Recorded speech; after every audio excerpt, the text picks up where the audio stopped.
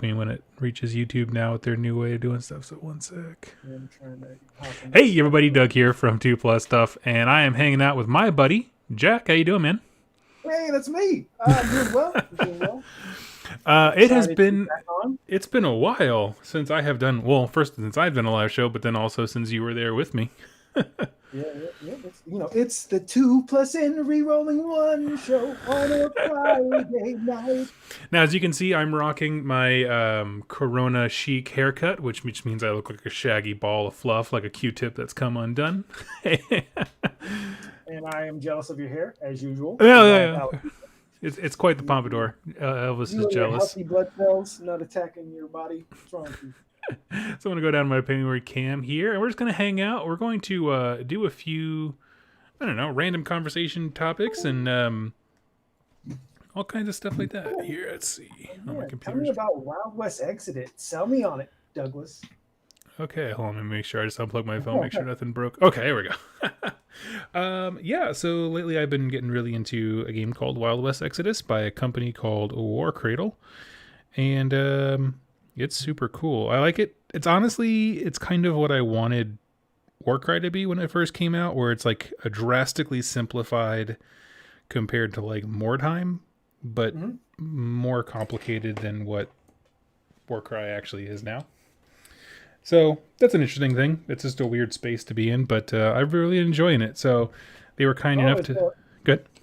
Sorry to interrupt you. So Warcry, are you not as satisfied with it as it used to be, or what is the issue? Because it sounds like there was a little negative tone there when you spoke of the Warcry, which used to be like, "This is it for me." Oh no! I mean, I very much love the game. Absolutely. It's just it's more like I feel like it's like one good supplement away from like perfect for me, and I'm just kind of waiting patiently for that. No, yeah, I really do enjoy it. It's quite a bit, and That's cool. That's good to hear. It's just I get when you kind of realize things about yourself, and then I was just like you're really into skirmish games. I've come to realize like I'm just not.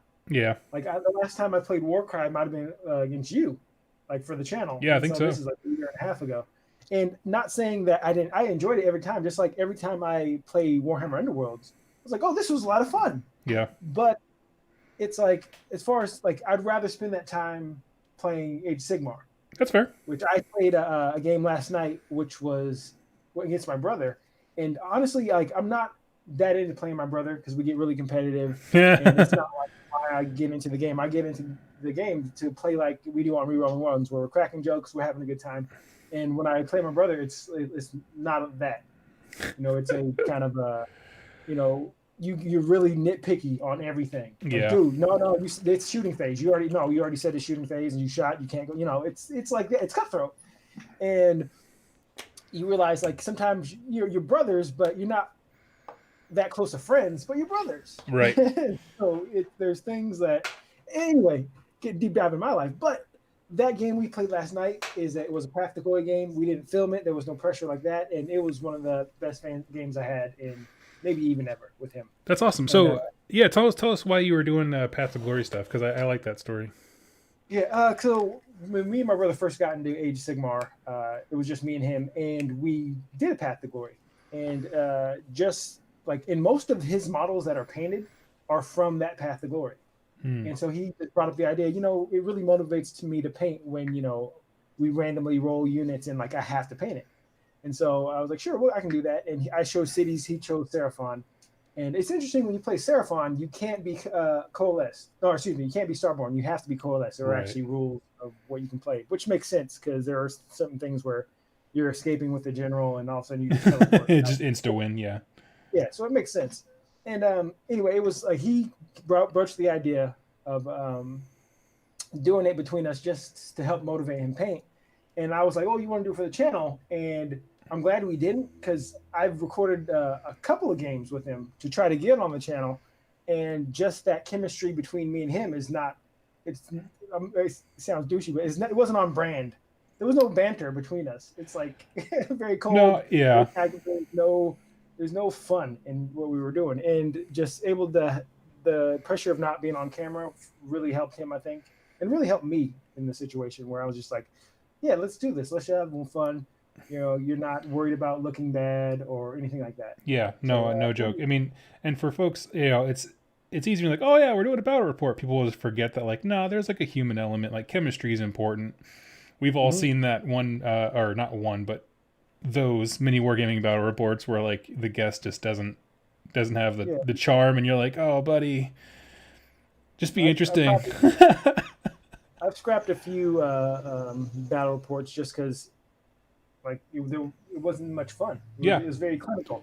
yeah, yeah. Well, that's the thing. That's a constant issue. Like we've talked about that before. Just like there's a difference between like if you want to learn how to play AOS, you should probably watch a tutorial. But if you want to like hang out with people, then it's more about entertainment. And I think YouTube's a better place for entertainment than it is Yeah, it's nitpicking. Yeah. So like sport. Like there's excitement in sport, but sometimes that's when there's no like, especially I was watching UFCs and stuff. When we take out the fans, it's like, oh, this is two dudes beating each other up. yeah, yeah. It's like, oh, this got pretty barbaric. When there's the entertainment Huh. aspect with it. Yeah, yeah. Oh, Um, really? let's see. You got some questions here. Apocalyptic Mod says, "How are you doing? I love the hair." Yes, it's just a big poof. Um, and what am I painting? This is Thomas Edison from Wild West Exodus, where he is reimagined as a mad scientist who uses sound weapons on people. Oh, who did he steal that idea from? Tesla still. Tesla's in Wild West Exodus too. Yeah. Took me a second to register that one. I was like, what do you mean? It's their own game. They made this. We managed to patent it first. Gotcha. Yep. So, yeah, no, it's been cool. I'm glad to hear that Josh got into the Path of Glory stuff. That's really exciting. We're actually putting out. I think we're doing a premiere thing for our next video because it's been so long since we put out a battle report, Yeah. and it was just right when we were about to launch our kind of season format for Rerolling Ones. That's when everything started going down. Yep. And so it was like Grant has older parents, and there was just a lot of concern, and so we're like, all right, let's shut it down. Mm-hmm. But I had a couple battle reports already recorded, and so the one coming out in 2 days is one of those. Okay. And it was fun. It's fun. It's my friend Carrie, who you know, Oh, she's a local player. Very fun, and it was good. It was on brand. Good. It was a lot of fun. And that's another person I miss so much about the hobby, and just interacting with people who love the game or hobbyists in general, going to game stores. I'm in a competitive gaming group, and just not being able to get together with them and play tournaments and all that stuff. I'm really jonesing, man, and I'm, it makes you appreciative. I've appreciated everything, because we both have been working a lot, like doing our real 9 to 5 pay the bill stuff. Mm-hmm. Because we're both essential. Thank you.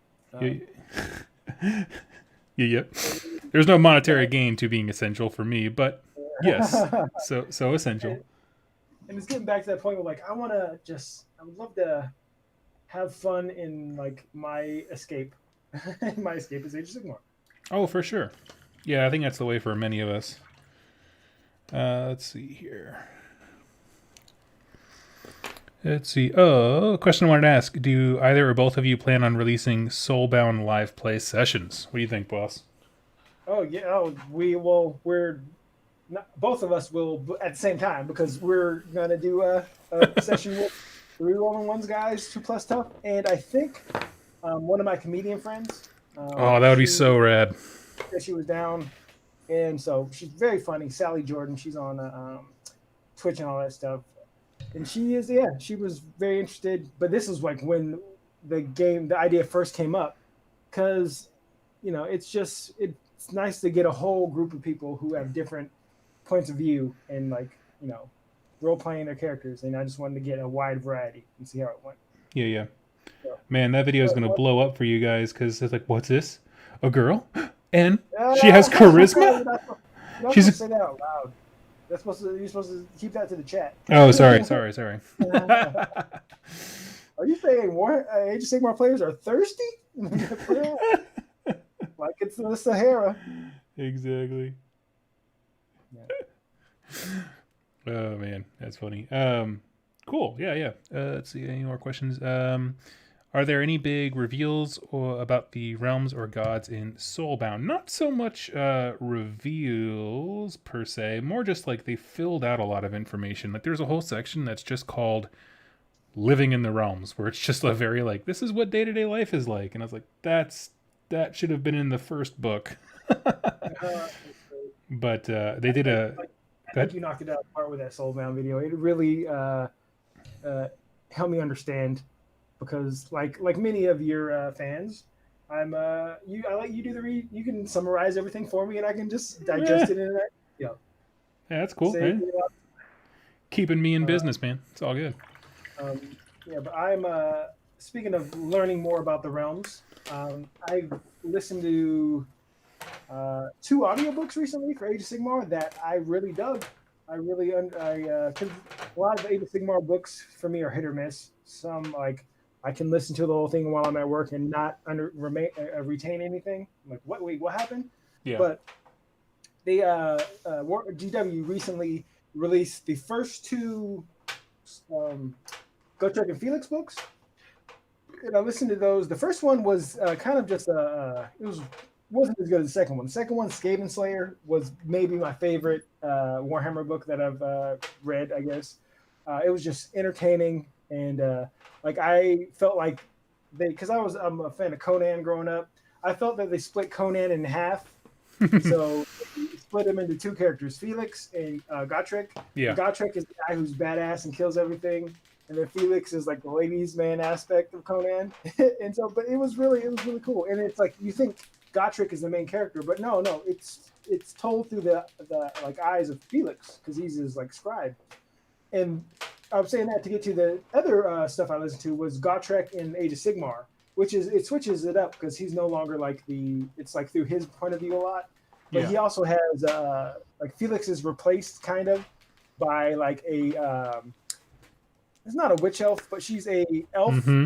who worships Cain, but is more of like a shadow blade, like an assassin. And she's a pretty cool character. And yeah, I recommend those books. And audio, like audio dramas are weird because, like Doug mentioned, that he doesn't really like them that much because they are really noisy. And there's a lot of because it's a drama. It's like watching a TV show Mm-hmm. or listening to a show. So there's a lot of like action and stuff. But I don't mind them. They're cool. But there's Realm Slayer. There's two Realm Slayers, and then there's a Ghoul Slayer. Ghoul Slayer was really cool. I enjoyed that one. Okay. Well, I'm trying to get more into them because we're doing the Court of the Blind King for 2+ tomes or whatever the book. That was one of the ones I listened to as well. Which that took me out of my like reading fan and or fantasy fan comfort zone just because the main character and stuff. Interesting. Okay. Would you say that you liked it? Uh, you- There's no wrong I answer. like We're gonna read it anyway. I liked it better than Nine. What's her name? Nive Oh, Black Talon. Neve Blacktalon, yeah. Yeah. First, I liked it better than that one. Okay. Well, hey, I enjoyed that one enough. I enjoyed it enough to do a review about it. How about that? It wasn't like the best book ever, but yeah, yeah. And there was another one, I think Dark Harvest, which was when during Halloween, GW was releasing a lot of like scary things, and Dark Harvest was actually pretty well. The last 2/3 was really good. The first third of Dark Harvest was very cliche filled. It made you roll your eyes, but like once it got towards the action and good stuff, I couldn't stop listening to it. Yeah, that's what Brent said too. I was like, oh, okay, I'll check that one out. But you want to put that on the list for 2+ tomes as well. I will do. Will do. Yeah, it's he said it's a really slow start, but then when it picks up, it's amazing. I was like, oh, okay. That's. I wish that books that were like that had a disclaimer, so I'd be like, okay, I'll keep pressing on. Yeah, okay. So we got a question here. I just got my battle tome today. What would you recommend for someone who's just starting? I'm playing Idenith Deepkin.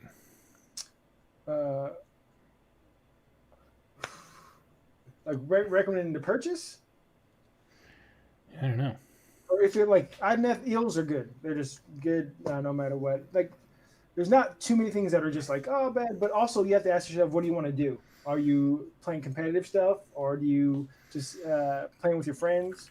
Because IMF's an army where it can be hard to throttle down. Like it's a hard counter to some lists, and if Hmm. like the guy you play against a lot has like a lot of shooting or something like that, IMF can be kind of tough. Yeah, yeah, yeah. And if you lean directly, I mean, what I would honestly say is just think about the models that drew you to that in the first place, and then just lean into them. Understand that if you go all eels because that's what attracted you, you're not wrong. They're awesome models, but they can create a bad experience for some people because they are really good. So just be And mindful of that. what you like, I think the you don't see a lot of people play the Leviathan, but I think it's one of the coolest models. I love the aspect of the sea and aspect on the storm. They look really good, Yep, and they're they do stuff. I'm not gonna say they're they do stuff. yeah. People are like, oh, it's unplayable. No, they have rules, but like you're not gonna see those in the top tournament list. No, But no, no, they're fun. no. But don't come to You two know, one plus thing tough for tournament lists. I've seen with the I think it's the it might be the Idol of the Sea. It's the one where it has the like 2D6 fish attacks, and then people give that the sort of judgment, and so Yeah, you have D6 fish, and you're just like, well, yeah, you can do it. They're not a mount. It's one of his attack profiles, but you just kind of roll your eyes like, okay, it's the yeah. fish of judgment. So a literal demigod of the water is going to stand back and let Flounder from Little Mermaid punk this guy. Yeah. Okay, cool, cool, cool, cool. So glad we all came out here today. Let's see. Um, Maybe buy the Eidolon before it shoots up in price soon. That's true. Yeah, they're. That's the I guess the hot goss of the day is that there's going to be price increases again. Yeah, it's a tough time too, man. It's Yeah, especially in the yeah, near future with like the uncertainty of like people being out of work and stuff, and you're like, but obviously they're a business too, and yeah, they had a month of no money coming in, so they're like, hey, we need to do something. So I yeah. don't know or something, so they might have to do this to survive. Who knows? I'm not one of those people who like takes it as a personal insult. Like it's an expensive hobby. It was when you got into it, and it's going to continue to be. But Exactly. I was gonna say it's still an expensive hobby. but I Not much changed. I can say with certainty that like it is a bad time to raise prices. It's not great.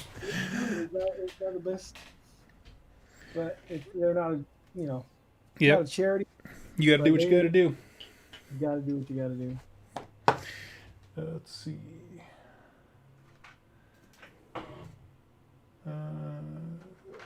Where is? Oh, here it is.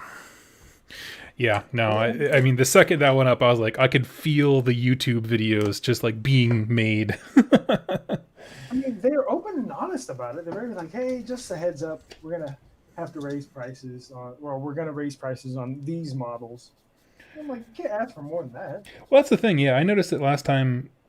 I did like the last time they did it a bit more, where they were more specific on like, hey, we're raising the prices of brushes and paints. Here's the new prices, rather than this one where it's like, here are the models that are going up, but they didn't tell us like anything about if they were being repackaged or what's increasing, like how much of a price, that kind of thing. So Sure. I think they did it better the last time, but I'm still grateful that they gave us a heads up. Well, you're not gonna get any likes on this if you're not gonna be negative, dude. What are you doing? I know, I'm a madman. Let's see. I'm not gonna lie, I'm bitter because I just started Already Expensive Daughter of Cain Army, and they Oh, got universally raised. Oh, did every single unit in that? Nah, I say every single unit. There's like 5 kits, but yeah, hey, they didn't raise them yet though. that's right. Time to go on a buying bonanza, my friend. Your landlord will understand. I Dude, recommend about to go up. What do you want me to do? exactly, honey. I'm saving money.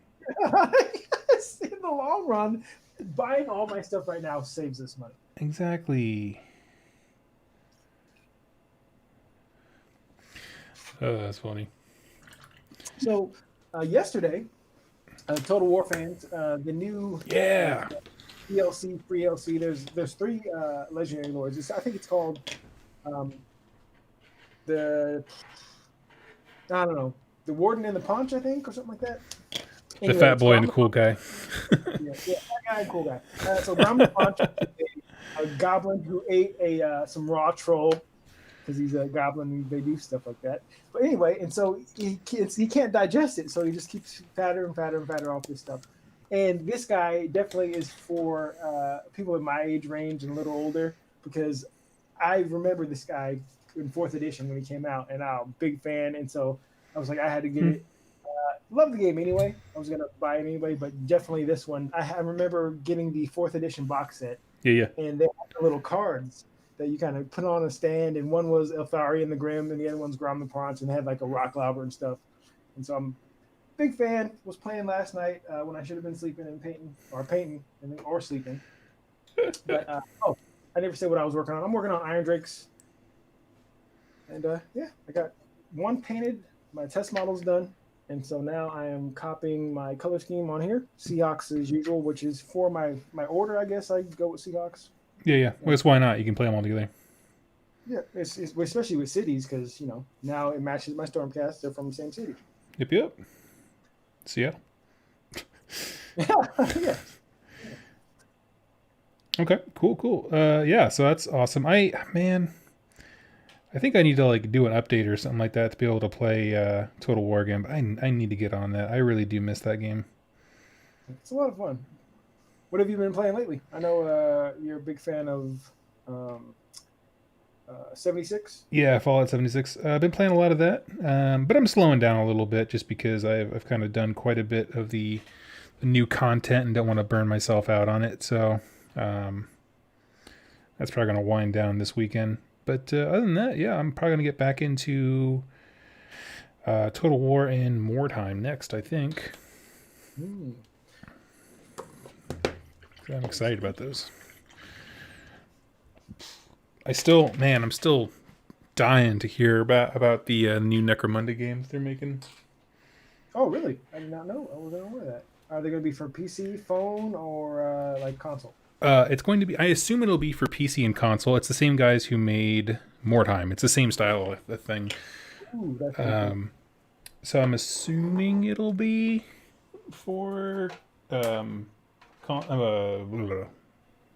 I trying to say? Console, because there is a PS3 version at least. I don't know if there's a Xbox version, but and not obviously Steam. I think PC is kind of the main way to play that. I started putting together my Vansar, and then I hit a roadblock on the first model. Dude. Hit a model, you're trying to put like it's not fitting together. It should fit together snug. It doesn't look right, and I'm like, time to go. Time to go stress eat. Oh man, dude. I started mine and I got one model in and I was like, I don't like building these guys. These are not fun to build at all. But I like the world. Enjoy the videos. Just like it's cool. Just this little slice of. It kind of reminds me of like Shadespire, Yeah. where they're each individual city in this gigantic universe. One the Mortal Realms, the other one is, 40K Realm or whatever they call it. Yeah, it's a little slice. But I wish that Necromunda could be like you could play it as a 40K army, like you can play Goliath or whatever. For sure. Yeah, that'd be cool. And honestly, I think that's why I like it too. Like it's in the same universe as 40K, but it's a much more limited version of it. Mm-hmm. So you're not trying to take it all in at once, and not everything has to be so epic, as far as like the plots and the stories. It can be a little bit more manageable, relatable, that kind of stuff. I like to think of so you have Necromunda, which is just one city on one planet in this whole thing. Now every world has a interesting story. Yep. But they just decided to pick this one little city on this world. Pretty much, yeah. Necromunda is the whole planet, and there's a bunch of cities, but yeah, that's Okay. the general idea, yeah. Or what I said there? Can you edit that out? Oh, yeah. It's not like we're live or anything. No, you're good. I mean, it's but planet in a same. Yeah. But I've never seen anybody make a distinction between like this is this hive and this is this other one because they're kind of just the same. So yeah. Okay, let's see. Question: do you think third edition will focus on Gordrak and his battering ram, kind of like how second edition was all about Nagash? Hmm. Well, I'm I not think sure. that Go I ahead. think that will be part. I definitely think Azir will be part of it. Like Azir will be a playable zone. I think Gordrak breaking into Azir, and I don't know if it will be just him, but it might be Malarion and him. Like he could be the Hmm. start, and then or it could still be second edition. Yeah, as I say, I don't know if every edition is going to be like a new story arc, but I mean, I'm open to that, obviously. But I don't want to wait for that. I want Korchak to start knocking on doors now. I'm also curious, like when, like how long are GW editions usually lasting? Well, Because it feels like second edition just came out, but it was like what 2018. yeah, something like that. Since they kind of gone to this new like model where they're doing FAQs and stuff like that more frequently, I don't really know if there's a consistency to it because we could be in second edition staring down third, whereas the 40k guys are still technically in first edition. I'm assuming second will be revealed tomorrow morning. No, they're in eighth edition. I mean, I'm sorry, I meant like the second edition of like their current version of their game. They basically rebooted the entire game system when they went to an AOS style thing. Yeah, that was eighth edition. Yeah, And so now they'll be going to ninth, or they will be going 8.5. I think it's going to be more of an 8.5. Okay, because to me it feels like eighth just came out, but again, I'm not in that world, so that people could be chomping at the bit for a new, or excuse me, champing at the bit for a new edition. Yeah, I don't know. I mean, I the only games of 40k I ever played were in Monroe, just against a few casual dudes. So I don't. None of them were like power gamers or itching to. This needs to be fixed. This is garbage. Nothing like that. So Okay. yeah, it'd be interesting. I mean, I can't honestly. I'm bad at this. Like, I can't think of what I would want in the new edition. Do you? I mean, oh, I want pile in to change. Yeah, I'm down for that. That's about all I got. Yeah, let's see. I think it's. I know Shu wants to see like toughness and strength return. I think, but I think this just slows the game down. The game already takes enough time, and so I like stuff that slows it down. But yeah, I think piling in is the not saying worst, but it's definitely an aspect that could see improvement. Yep. Um, That's probably the one thing where I'm like, um, that I just think that 40k just flat does better. Like if you're within an inch or within an inch of a guy who's in an inch, you can attack. I'm like, okay, done, easy peasy.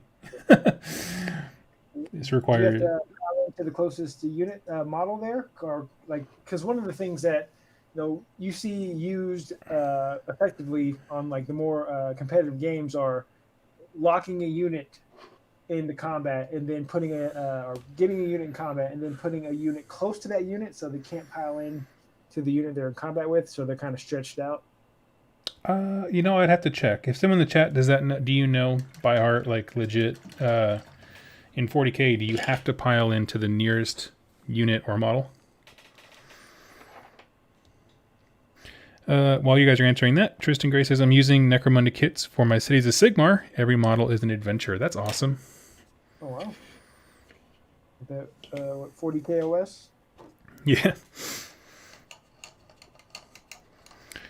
Let's see. Maybe some kind of mechanic to make monsters more than just big guys. I would love that. I want to see less hordes, more monsters.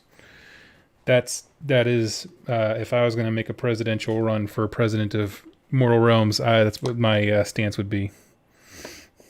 So would that be more of a give everything like the ogre rules, where you're counting kind of Um, count as your units when you get objectives, or would you like to see it move from an objective based game I to don't. like in 40k? I'm not sure if I want it to be. I'm not sure, honestly, how I would achieve this. I think that restricting a good first step is restricting like massive horde bonuses to factions that are specifically lore-wise horde armies, like Skaven, and Daughters of Cain, like where there are specifically like that's kind of their jam. Because I think there's just too much incentive to just flood the table with bodies. Um, I don't know. But a stomp mechanic would be cool. If everybody just had a baseline, like different set of rules where they can get some cool abilities and stuff, I'd like that.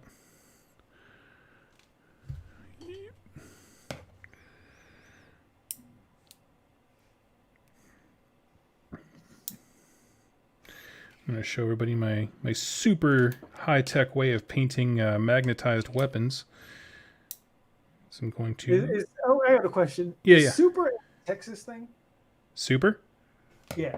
What do you mean? You and Lord Master of Sotek say it a lot.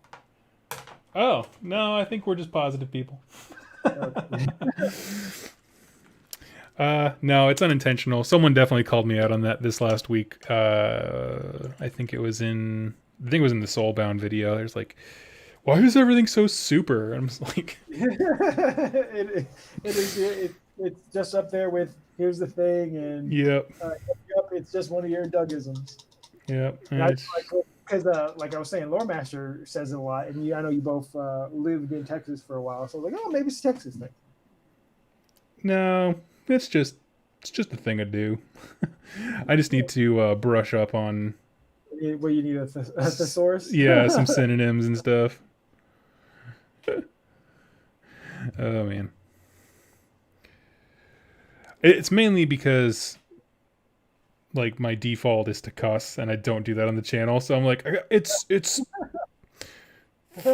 flipping cool.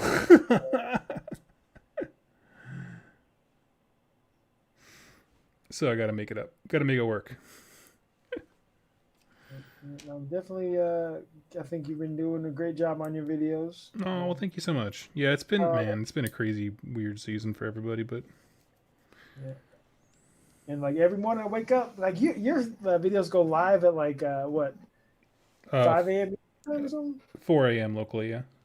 Oh, locally, yeah, because I'll get up in the middle of the night, go to the bathroom, like, ooh, a Doug video. I can go back to sleep. My old man bladder. I'm like, oh, ooh, Doug video. I forgot that I'm supposed to record a ASMR fall asleep video for Doom and Darkness for 2 hours and just talk about nothing. He said the one that I was on last time, he was like, you were way too energetic. I couldn't fall asleep. Like, good criticism. It's weird when people tell you that they use your videos to fall asleep to, because I do that to other things. Yeah. That like, oh yeah, I put you guys, I paint to you guys, or I put you on. Like, I went through, I'd say, most of April falling asleep to Mini Wargaming 8th edition battle reports, because I didn't play 8th edition. I like the last edition I played was 6, and I quit at the beginning of 6, kind of. Yeah.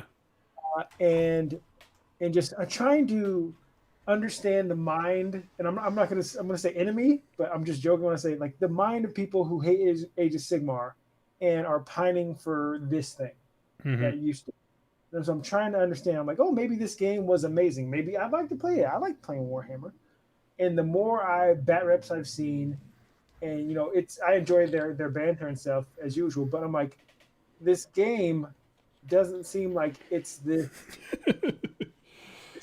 game mechanics don't seem like something that was better, and that you're wrong for, because it used to be better. It sounds just like you're pining. You don't like the change. And the world was cool. That's why I love playing Total War. It's an awesome world that had to get destroyed through all the reasons why it had to get destroyed. But don't put 8th edition up there like it was some pinnacle of achievement through man's majesty. He came up with this game, and this was the pinnacle. It's just like squares and rectangles. It's like the worst thing is the unit. and then it wants to charge this bigger unit, but this little tiny dog gets put in front of it, and the way the dog is angled, now if you charge the dog, now you're gonna face that way and overrun in this complete opposite direction. And I'm like, cause the dog? Yep. Why did the dog turn and face you? That doesn't make any sense. And there's little things like, hey, like, and yeah, but it's still a fun game. But the fact that, oh, I can't believe they did this. Screw Age of Esmar. It's the worst. And I'm like, the thing you're loving wasn't that good? Like I say, it has flaws. It's not perfect. But I've watched like hundreds and hundreds of 8th edition bad reps trying to learn. Yeah. I mean, it's good. It's good to understand why people liked it, and that was actually really hard for me when I first started the channel. Just like, obviously, because I started it when people were not too keen on iOS. And people like, I think it was Kitetsu shared on his Twitter just some stuff people still post on his comments. People are still very, very salty about their game, and it's like you can still play. They're still probably with old books, and they're bringing their old world back. So shut up, you big babies. Well, but now just listen to this. It was some other babies I'm talking about. No, I know what you mean. Some other babies. You have no freaking clues. Listen. No, what I would say, what I don't like from that same fan base, and what I think to me solidifies the fact that it's not about the change from the old world to AOS. It's them just being turds, is like the amount of vitriol that's even being put out for the new old world stuff before anything's been revealed. What I mean is like people like, oh, I better be able to use my old army. You're not. Like, what are you talking about? They need to sell you stuff. What are you talking about? Oh my gosh. Oh, like, it is one of those things like, what are you going to do? Exactly. Just keep complaining. You've been doing it for 5 years. Or whatever. Yeah. Better is implying there's a threat there. And if you don't, what's going to happen? You're going to beat them up? I'm flying straight to Nottingham. I'm going to give him a piece of my mind. I'm going to be the Karen for Warhammer. Walk in the main office. Where's Jervis? Yeah. Ben Johnson? Oh my gosh. Where's Gav Therape? Yeah, exactly. I want to see your manager. No, your manager. I don't know. And that to me was the thing where it's like, dude, it's not even out yet, man. Just relax. Just relax. Yeah. I try to be positive. I think negative stuff too, but I'm like, all right, let me put myself in their shoes and think positive. It's like, it's not, it takes, not intentional. It's I put effort into being positive. Oh, for sure. Yeah. Well, I mean, positivity, it has to be an intentional thing, because otherwise you'll lose it really quickly. Yeah, this is, okay, what am I going to do? I got that toxic positivity. Let's do it. Yeah, and then you can all hang out with me and be called a fanboy and all kinds of bad things, but it's all right.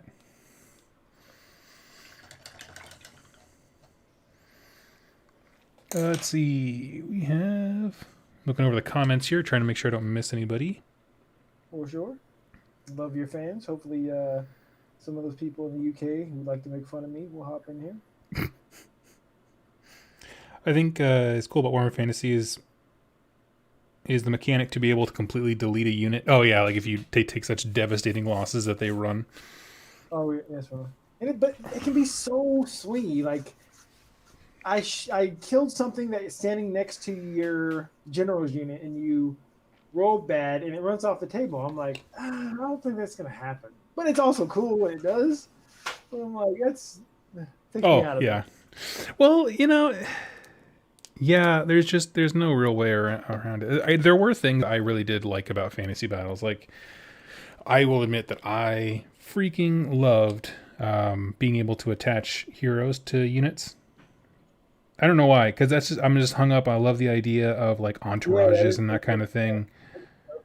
I loved like the total power card. This is in I think 5th edition. Big fan of like when you did because you had to deal out Winds of Magic cards. Yeah, yeah. And when you got the total power, you're just like, yes, I'm getting Plague Off with my Crown of Sorcery on my Orc Warlock. I would always take Skaven Magic with my orcs. Oh my gosh, that's so savage. Why? So, yeah, well, I didn't like the Orc Magic, and Skaven had the best magic. And then, but if you took the Crown of Sorcery, it could only make you a level 3 wizard, but you could take any magic. And I would always take Skaven because they had this spell called Plague, and you rolled, I believe you rolled 2d6, subtract their toughness, and the model takes that many wounds. And if they kill somebody, it jumps to the next model. And so you're just rolling these dice, killing all these units. And sometimes you cast another thing and you roll double ones and the spell's over. You're like, ah, dang it. That's awesome. But sometimes you take out somebody's whole army.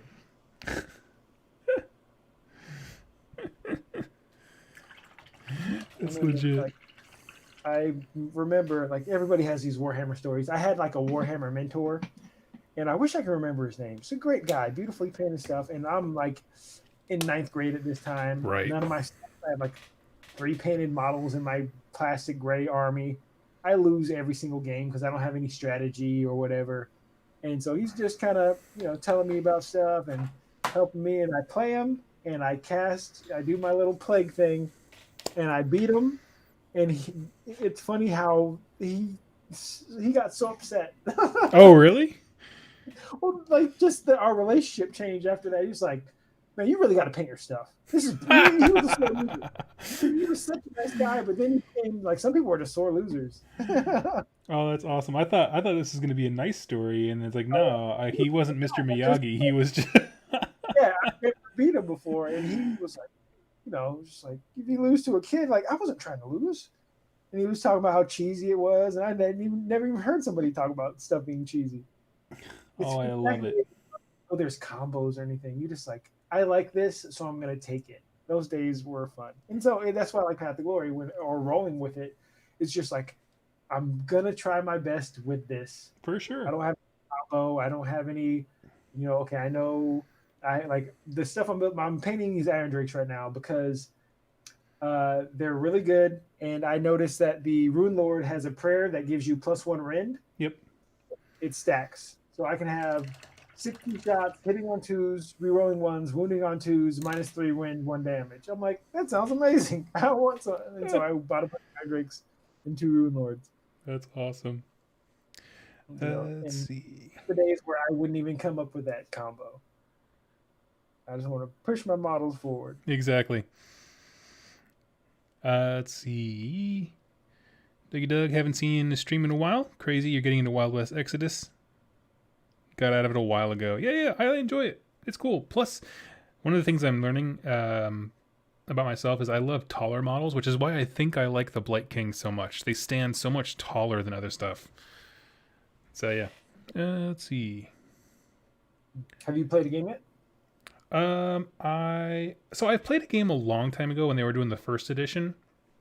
Okay. And the things that I remember being like, that's really clunky, they did address that and change it up for the next one. So no, I haven't played a current edition game, no. But I have played the game.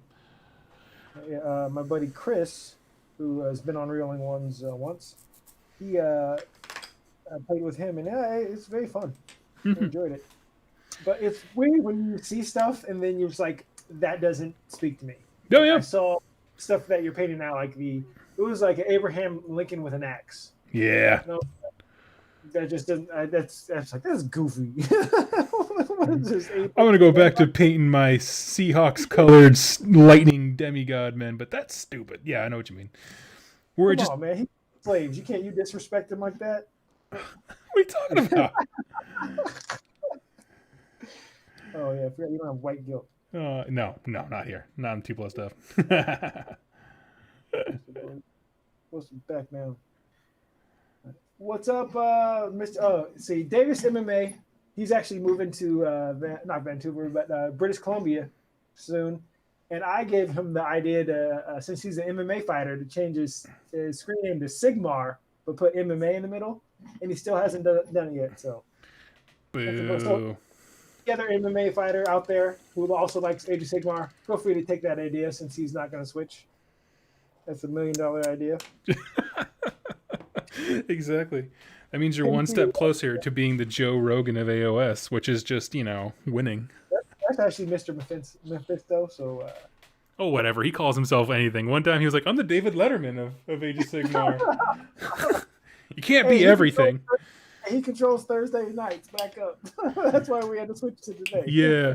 Well, I joke. I really like Andrew. But yeah, it's just the idea of like, it reminded me of when you're kids and you're playing like, I don't know, Power Rangers or something like that. And you're like, I want to be the green one. Oh, and I want to be the yellow one. You're just like, what the hell are you talking about? Like, oh, I have all the powers. yeah, I have all the powers.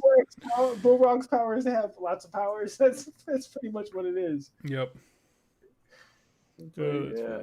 Yep. Well, my guy can do this and that and that and that. Let's see.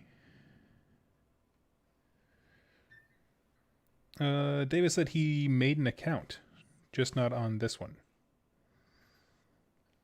Oren asked what I'm painting. I'm painting some Wild West Exodus.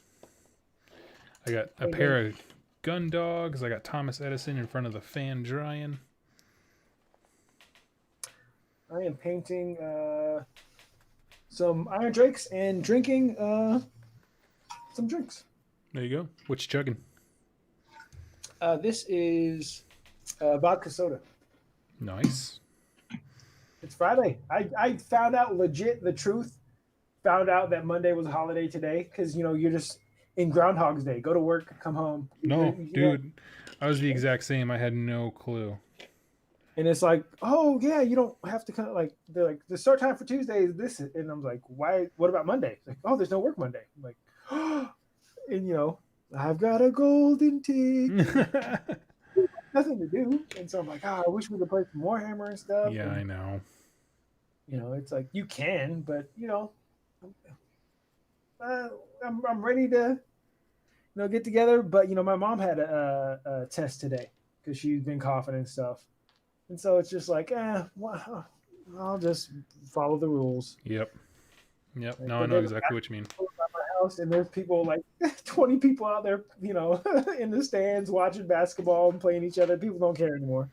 Oh, I know. Yeah, my commute to work has been nuts this last week of just bumper to bumper traffic again. There's the little signs in the grocery stores. Yeah.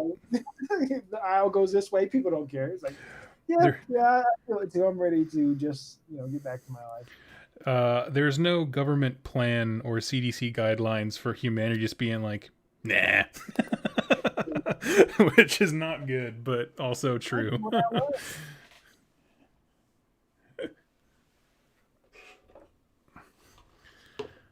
Go right here. Let's see. Blights Creek asks if you ever walked into work on a holiday by accident. Felt like an idiot. I have not. I've always found out like right before. I've not turned my alarm off many a time. Like, I could be sleeping still. Oh, that's true. That's a good one. I have done that quite a bit. Yeah.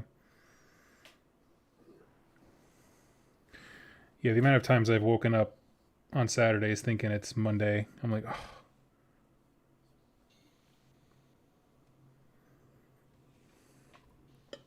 You have any plans this weekend? This weekend, what are we doing? I'm just cranking out videos. I've been so I kind of go through phases where I'm like really into one thing over another. I have not noticed that. That's really interesting. Yeah. So now that you mention it, that's who you are, man. So I came out of a phase where I was all about playing video games, which does not benefit my channel whatsoever. It's the death of productivity for me. And I was just really digging Fallout. I was just having a grand old time. But now I'm kind of in a phase where it's like I'm back to like really loving reading making notes, I should say, for videos. So if people don't know, basically like my videos, even though they're 15 minutes long, I spend about 45 minutes writing the script out for them. And then obviously the time recording and editing and that kind of stuff. So a lot of work goes into those little short videos. But yeah, it's the hardest part is just having the motivation to write notes, and now that's kind of where I'm at. I'm like, oh, I just want to do that. I just want to read Soulbound all day and make notes about Malarian and stuff. That's so cool. I So mean, you definitely are appreciated for doing that. Because I've that's something I'm not into as far as like, it's a foreign concept. no, just like yeah, like I'm not a preparer. I am. I'm definitely the hey. Who needs to prepare? Like you don't see a jaguar out here stretching. Let me run out. Oh, hold hamstring. Uh, so I'm not a preparer. So I would love to read, the Soulbound stuff or whatever, but I've yet to read a battle tome. I just flip right to the rules, see what stuff does, and then I'm like, oh, I should learn the lore. I'm like, oh, I'll just wait for Doug. Yeah, it's funny. He'll, He'll figure it out. I would love for like more things to be in audio form, like battle tomes, like the Soulbound book, because it's listening to somebody explain something to me is like I learn well doing that. Like okay, I get it. Oh, I see what you're saying. Yeah. And so rather than just sometimes if it's in front of me and just I'm too lazy to just go through it. But if I'm pretty good at multitasking, and so I can listen and do my job. Like, okay, I get that. You can always re-listen. For sure. Yeah, that's a nice feature of the audiobooks and dramas for sure, is just being able to hit the back button, 15 seconds, jump backward, boop. Hey, what is it? Yeah, that was one thing I had when I was listening to I can't remember the last audio drama I listened to. I think it was actually a 40K thing. But like a line was said that I missed, and then the music just went bum bum, and I was like, no, that's important. Gotta rewind. No idea what's going on. I should be stunned, but I have a distinct lack of stunnedness. Let's see. Yeah, so in the second Gotrek audio drama, there's a Sylvette character, and they do a great job voicing it. They add all the effects and stuff. But when she's in pain, she wails, and you have this headphone in, and this wailing, and she's in pain, and you're just like, this is unnecessary. Shut up. Like, I'm in pain. Oh, we got a question. Purely speculative. Cool. But with the small size of the Lumineth line, you guys think they will have allies like Wanderers, Phoenix Temple, and if you think the lore supports it thus far?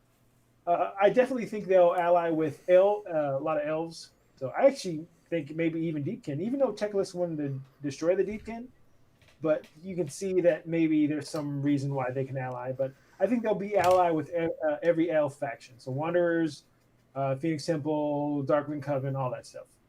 That's what. What about you? For me, I want them to be.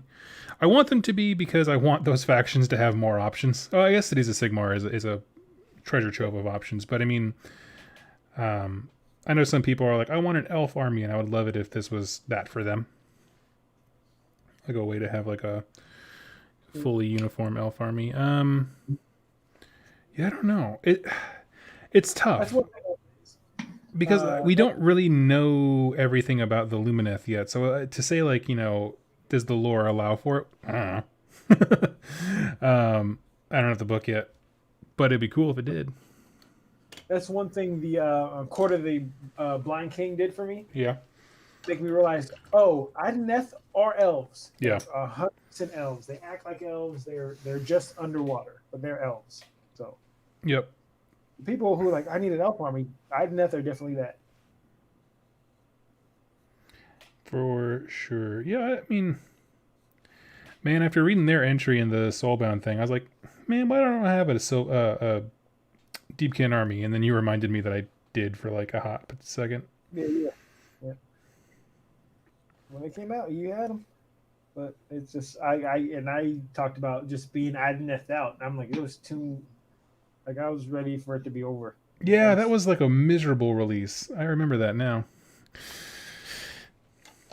Just because they, I don't know, stretched it out for forever. Yeah, they stretched it out for quite a while. and I think they've learned their lesson. In every other release, it's been just boop boop. You Yep. know, Yeah. Or because you were at what was it? That's why I got burned out because I was at the 6 week mark and I didn't have a full army. I was like, this is dumb. uh, um, let's see. I need Doug to crush all the lore because every second free ear time is all Wheel of Time now.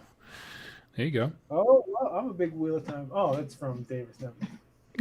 Were you? I already talked to you about Wheel of Oh, Time. okay. I thought you were like gonna be excited. And you're like, oh, I don't want to talk to Oh that yeah, dick. no, I was like, oh, that's just kidding, Dave. Well, I'm not excited that he found what I like. well, I talked to him as much as I talked to you. That's He's funny. like my total war buddy. He's like, Oh, what good. could have been until you stopped playing. I'm sorry. I'm back. I'll be back on. I'll be back on. Let's see. Question. I'm painting my first big model, a zombie dragon. Do y'all have any advice for painting massive models? So, do you have an airbrush? That it really helps. I've found, and I actually like it. They're very intimidating in the beginning, and then but then you find out there are aspects like it's actually easier to Mm-hmm. paint this big model than all these tiny ones. I would agree. I would say don't be overwhelmed. You can just like with the zombie dragon, I would say start with a bone color because it makes it easy because he's bone, right? It's your baseline, and then just pick an aspect of it, and then just look around the model for that aspect. So like, what's an example here? Of course, I have like no good models in arm's reach, but basically, decide like, okay, I'm going to paint the wings now, right? The little tattered membranes of wings, and then just go around the model and find them all and paint those. I would say prioritize things that are further in the model, like under its arm and that kind of stuff first. So that way you don't have to go back in and possibly get paint over everything around it. Like start from the inside, work your way outward.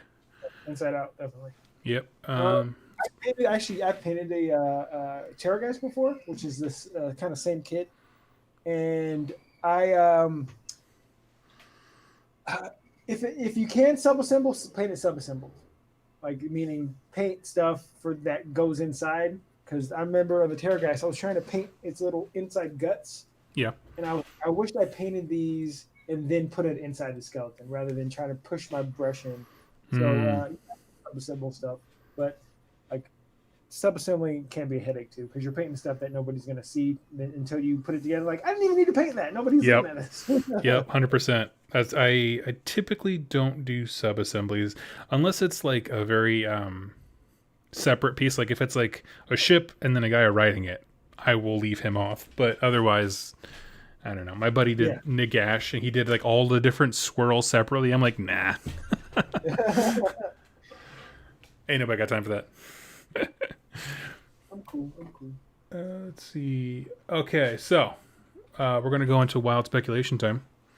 Ooh, predictions. What do you want the Lumineth to bring to the table? Right, I feel like every army should be unique in some capacity. Is there anything you want to see that Age of Sigmar is missing that they can do? Well, I've like Teclis is amazing at Magic, which is cool. He represent like I feel like he is that god level character that you want him to be. Is he? I haven't seen his rules. That's awesome. These are rumors and stuff as far as like his spell casting abilities and stuff like that. And it's like they're really he is a master of magic.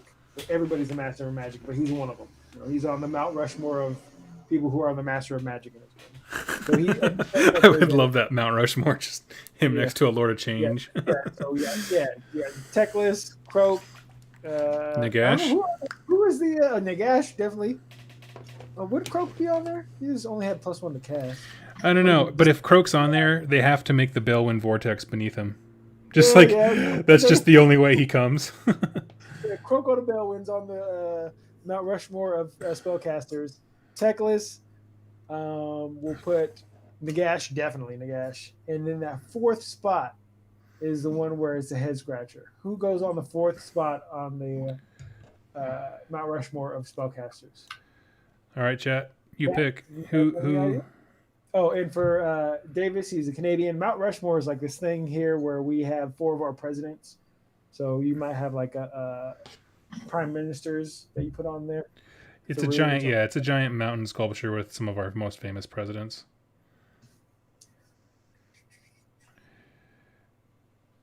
No, no, I wouldn't put Thankful up there. Nah, he's not. Nah, he's not that good of a spellcaster. He just thinks he is. Oh, uh, Kyle Weaver. Uh, yeah, I don't. I mean, I want either Kairos or a Lord of Change. I want two of them. yeah, definitely take Lord of Change and put out Kairos. Yeah, yeah. Kairos could be. Yeah, there we go. Fate Weaver, we found it. Mount Rushmore of spellcasters. What was the last one? Mount Rushmore of melee. Gottrek's got to be up there. He's got to be whatever is above Mount Rushmore. You put Gottrek on that, and then Archeon, especially Scarbrand. nowadays. Scarbrand will kill a lot of things too. Scarbrand, Archeon, Gottrek, and who's the fourth?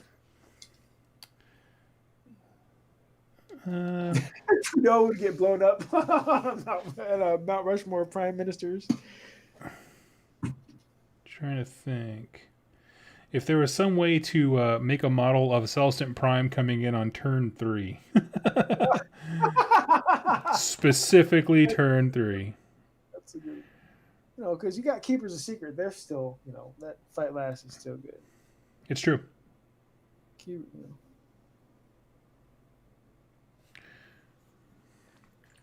Let's see. Gut Rot's boom because he turns them all off. Oh, yeah, with his tentacle thing. Yeah, but Archeon still would have a bunch of other attacks. But Gut Rot has ruined some of my days. I had once I was playing you and you snapped the Maw Crusher fist. It's like, nope, you don't get to use that. Yeah. Oh. That's funny. Angel's Red. Okay. Oh man.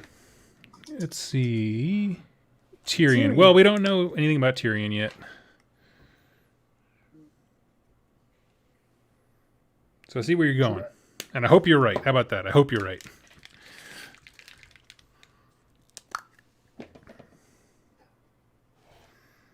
I'm really curious how the Lumineth are going to interact with the Deepkin, like you were mentioning earlier. Like, I don't think there's any reason why it'd be like a staunch.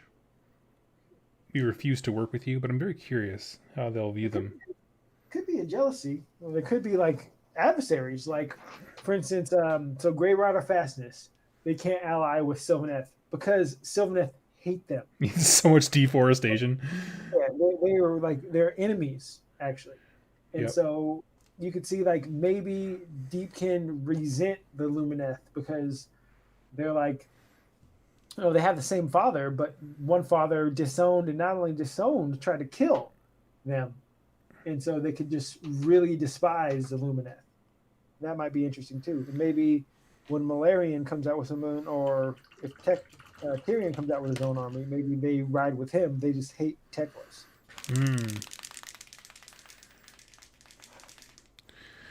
Eltharion Scroll was previewed. Looks to be a beast.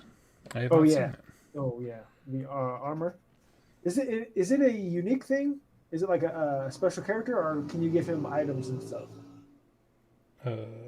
Someone who saw the preview answer that. I do not know.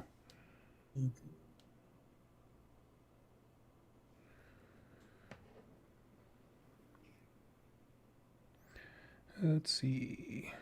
Scarbrand. Yep. Not Scarbrand. Agree with Jack. Jel's older sibling. Yeah.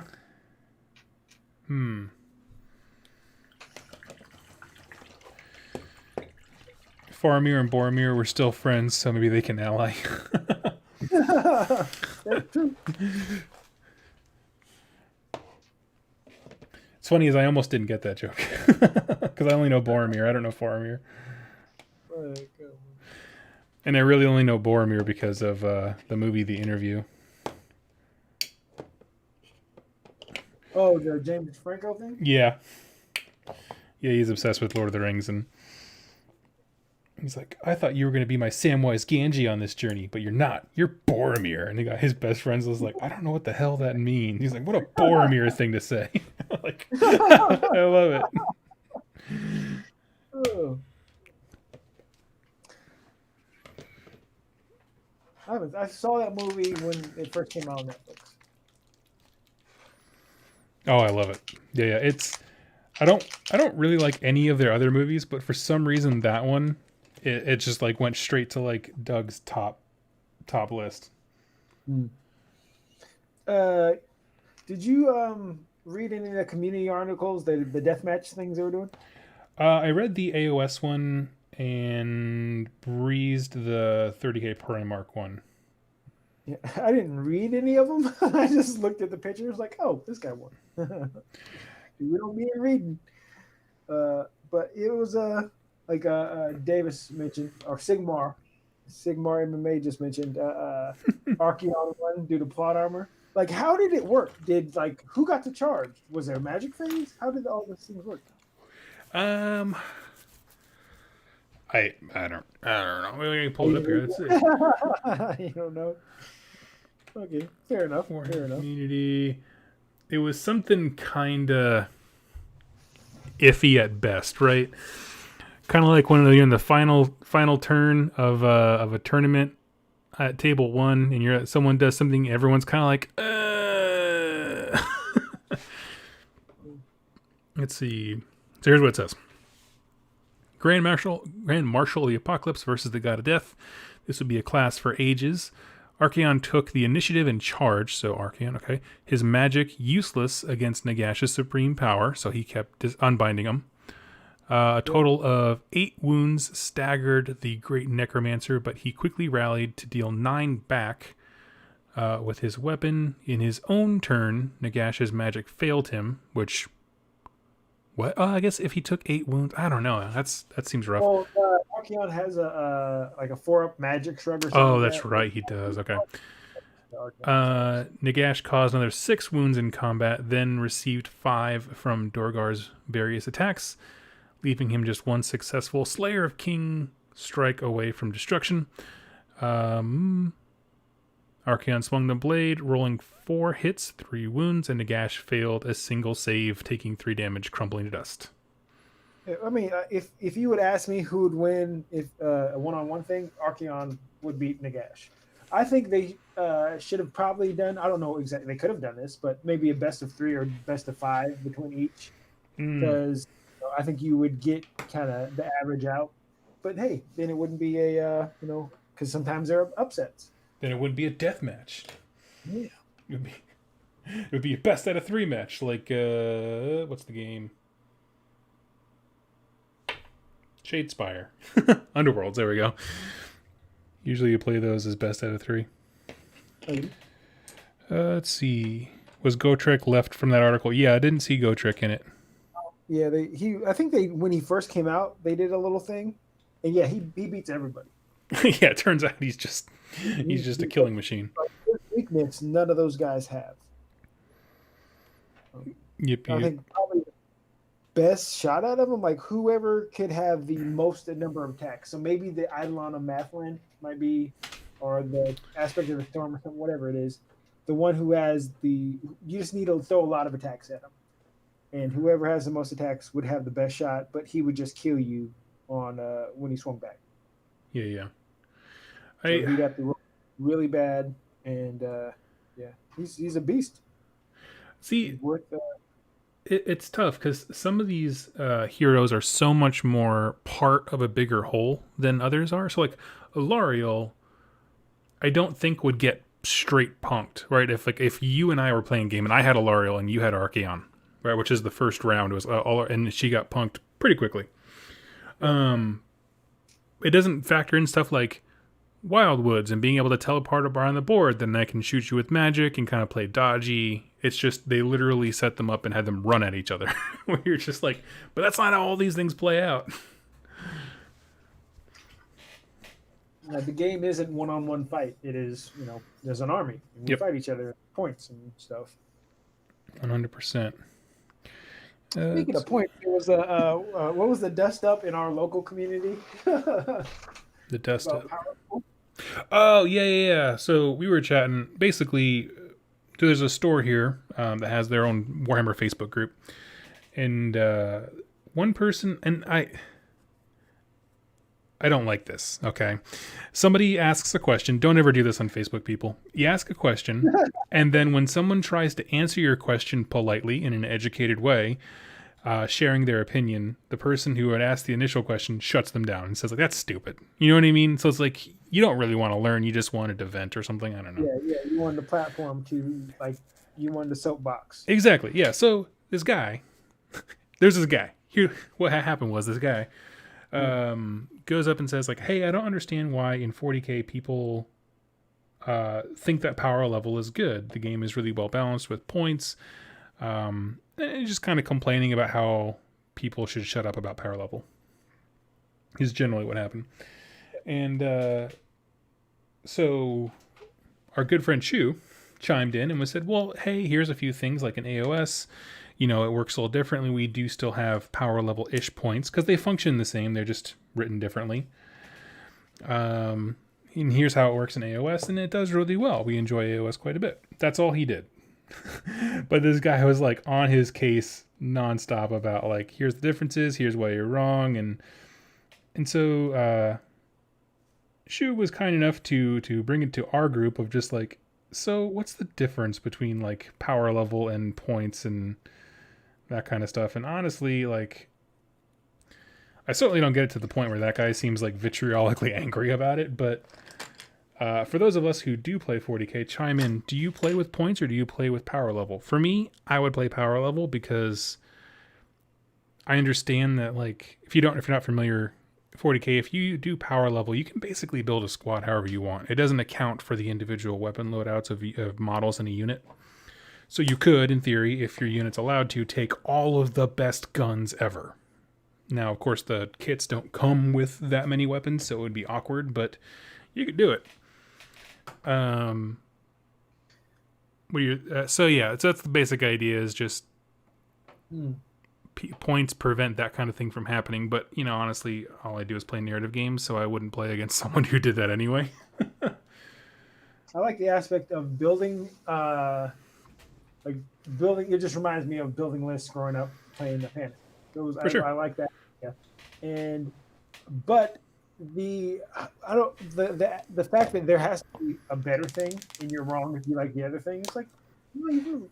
Okay, you prefer this. Cool. Yep. There's not like, if you prefer this and you're like, you are factually inaccurate. There are a lot of people who will speak this way. It's very dismissive, like, forms of speech. They'll be like, it's this, and you're crazy if you think that. Yep. I'm dismissing your opinion and you as crazy if you don't agree with what I just said. No, we can just disagree. That's fine. We can just like, okay, I think this is what, but I don't go, yeah, this is what I think, and you're kidding yourself if you think that. That's like, now I'm taking your opinion and lessening it. I think that's unnecessary. Yeah, the conversation didn't start too well because Shu basically initiated it by saying, like, yeah, GW doesn't they're not balanced games, right? The idea of like GW having a perfectly balanced game system, it's a myth. It doesn't happen. Never will happen. Yeah, and so that was kind of, I think, I put the guy on a bad start, which I'm actually kind of curious to that. If in the chat, do you think that 40K or AOS are currently perfectly balanced? And if so, if not, do you think that is possible where they're also trying to release things consistently? So I'll ask that out there. But my personal opinion is they're not balanced because they're narrative games that people try to shoehorn into a balanced competitive format, and that's not good. But that's my opinion. If you want balance, you can play chess, but this game just isn't balanced. Or something like Magic, where they cycle things out. Yeah, I'm sorry, I cut you off. Go ahead. There's an illusion of, like, it helps make it more balanced points, and it provides an illusion of being balanced. But just not a I have rock, you have rock. Who's the better at using rock? Yes, yes.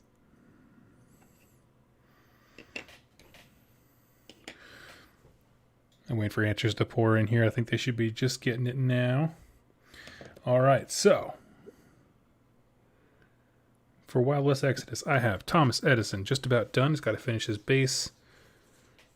I got 2 gun dogs, which are these automata robotic dogs that are strapped to the nines with guns all over them. What faction are they for? I like the Hack Islam. I like the one. Oh, Who's that guy's? that's for Infinity. Who's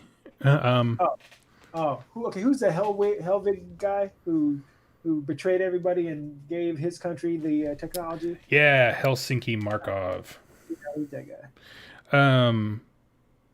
Yeah, it's his factions. Yeah, I'm totally confused. I'm Hack Islam. No, you're fine. It is that same faction, Enlightened. Oh, so he's still rolling with him? I thought they would have kicked him out for betraying. I can't. I have to double check. I'm pretty sure. Well, he's not a playable character, so I think they might have ousted him and or killed him. Okay. I don't think. Actually, he might be a playable character, but he's not part of this faction. How about that? So yeah. Let's see. Okay, we got some answers coming in here. Let's take a look here. Hell no to balance. I play Corn. GW hates Corn in 40k, which I've heard that from a few folks. I think if you want to play a balanced game, you could pick a game out of a hat, and there's a 90% chance it's more balanced than Warhammer. I will say, if you want someone who's like hardcore focused on balance, like it has always been War Machine and Hordes' thing, and like they're still doing it, and they're very active. It's just like it just doesn't appeal to me. Let's see. Robinson looks like Phonic Blaster dogs. Yes, yeah. Well, they're magnetized, so they can be whatever I want them to be. But yeah, gun dogs. True balance is the death of variety in games. That's an interesting take. Death of variety. Don't you hate when you like I need to clean my desk. I'm like, where's my glue? I'm like,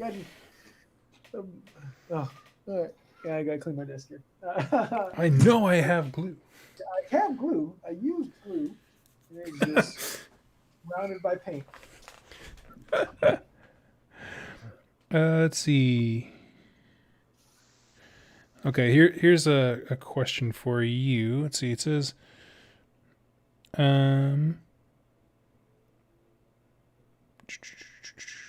Boss Slagfist at Doug and Jack. You guys think Kraken Rock the Black will ever show up in the lore again? Do you know who that is? Kraken Rock the Black. Isn't he a World of Warcraft dragon? I don't know who that is. Yeah, Boss Slagfist, tell us who that is, because I'm going to give you a no just because I don't know they exist. Until you tell me what they are. Let's see. Do you think halflings will ever show up again? No. Are halflings in the Mortal Realms? Have they mentioned them? Nope, not that I've seen. I think they are going to be a Blood Bowl only thing. Okay, interesting. It's one of those things where you like, just call them hobbits. I know. There are things like I wish they would have done, like switching, like transitioning into Age of Sigmar. I wish they called elves Eldar if they were just going to change the name, because adding the A in front just seems like it does. It seems dumb. Like a decision a 4-year-old will make or something. It's like that doesn't seem like that was the right choice. I do love the pod. Go ahead. Okay, no, you can go. I was gonna say I love the podcast Legends of the Painting Man, because every time they say elves, they always really hit that elves really hard, just to like, yeah. No, it sounds ridiculous, but yeah. The orc, like you have orcs in 40k. You could can't you just make that a K? So orcs are orcs, right? Orc with a K. Okay. Duradin, I don't mind Duradin actually. Yeah, I actually do like that one as well.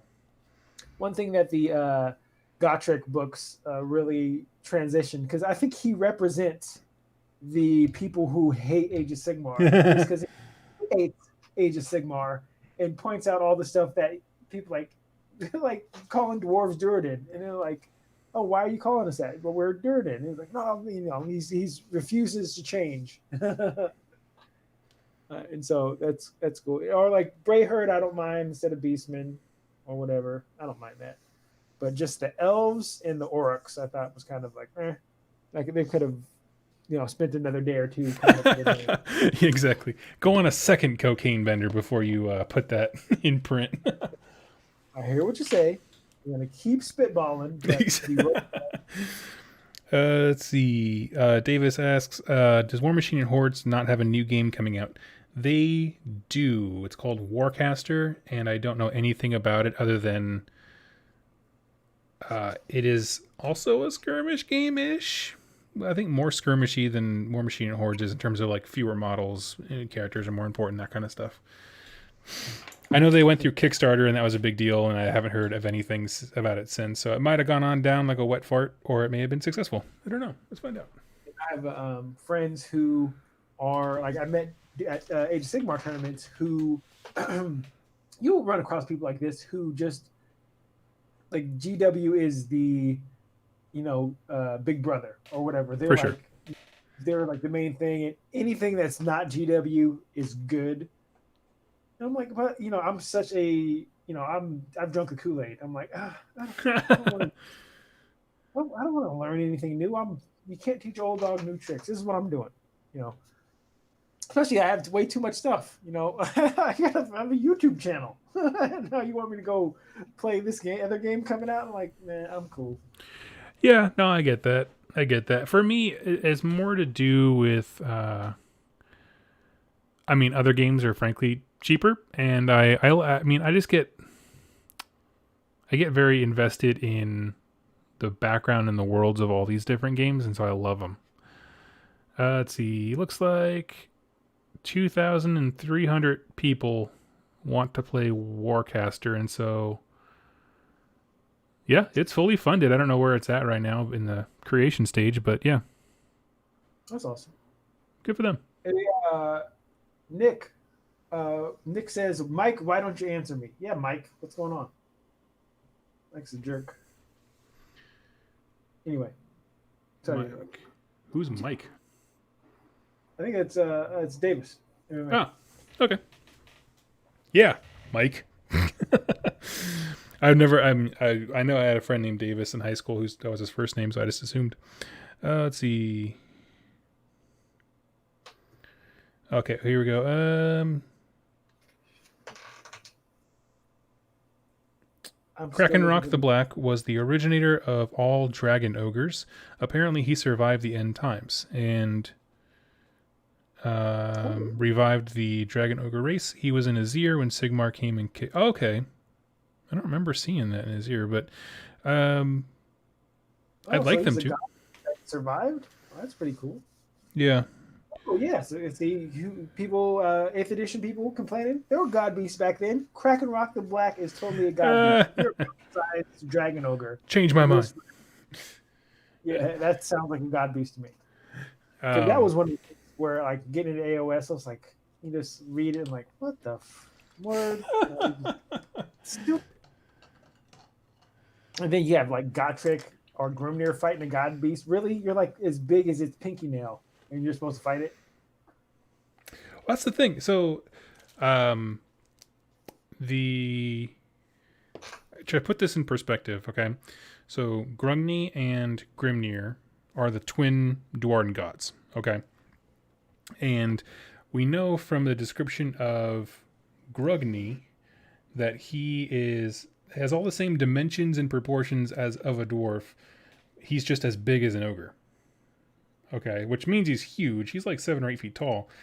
But that would probably mean that Grimnir is the same way. Okay? Yeah.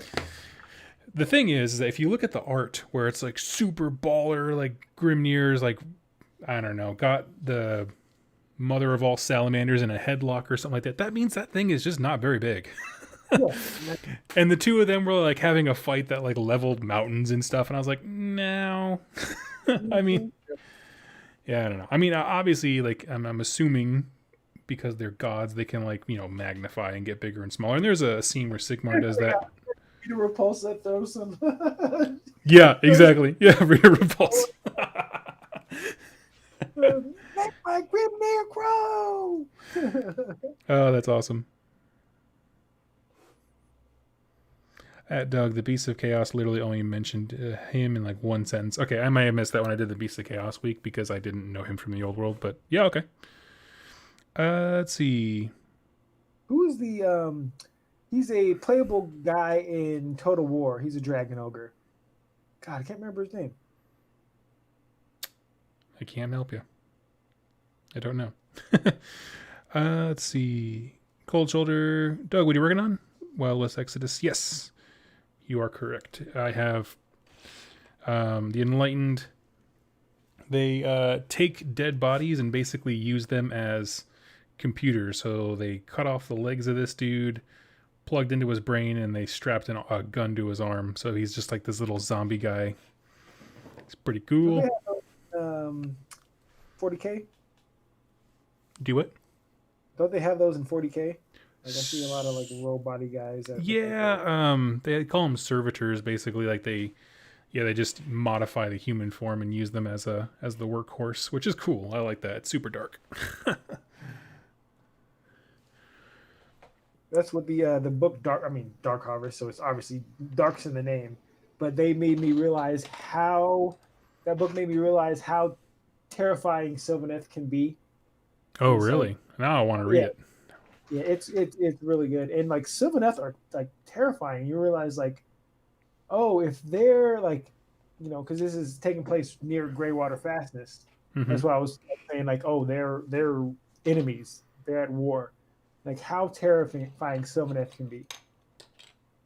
And it's just like, yeesh, these guys are good. I mean, it's one of those things. Order's not good, and I kind of equated them to like, like like a guerrilla fighter who uses terroristic tactics. Any means necessary to Oh get yeah, your point. And it's just like, yikes, they are ruthless. they're like the Captain Planet team if they were a bunch of murderous psychopaths. Yikes, these things are brutal. Yeah, I saw. I mean, we saw shades of that in the Neve Black Talon book, where they just had no regard for human life. Yeah, that's not theirs. Pretty much, They yeah. and they had a few. They had not, maybe one thing definitely that I would like to see on represented on tabletop. It was like the Sylvanethi hounds. So I just kind of pictured like a branch wraith, but in like dog form. Ooh, that's cool. Those things in the book, and I was like, that would be cool on tabletop. That sounds like Just some something we could get with Kurnothi. totally. Yeah, yeah. Kurnothi would, and they were Kurnothi worshiper. I There you go. don't want to spoil the book too much, but it was a very good book. Cool. Just a whole army of Mr. Tomnesses and some Oh, angry sorry. dogs. The second 2/3 was a very good book.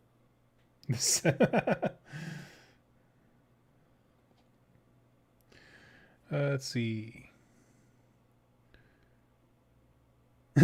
Brendan says, I joined first thing and I heard they take the arms and the legs off. Yes, yes. Talking about the dehumanization of people in Wild West Exodus. Let's see. Um, So, can you play the Confederacy?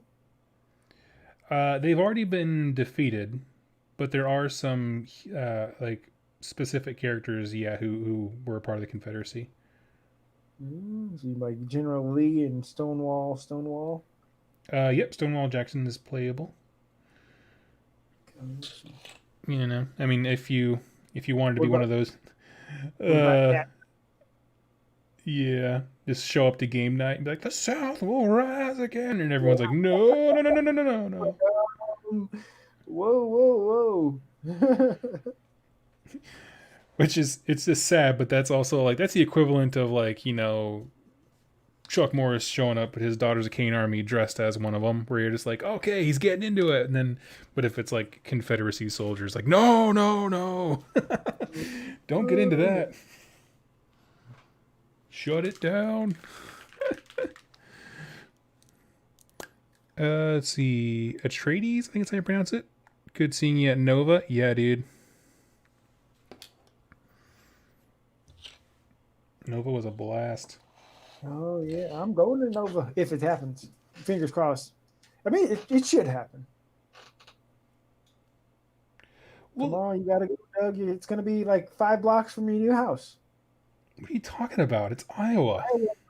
Why Iowa's like right around the corner from DC. That have you ever seen a map in your life? Iowa's way closer than we are now. It was a 5-hour drive. Oh my gosh. Let's see. When is Nova? It's like in August, right?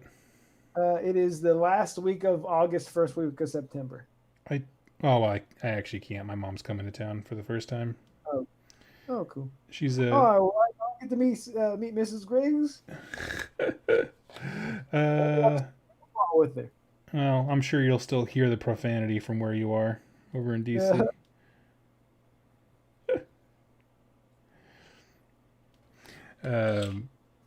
Yeah, she wanted to come up before we ever move away, which makes perfect sense. Yeah, totally.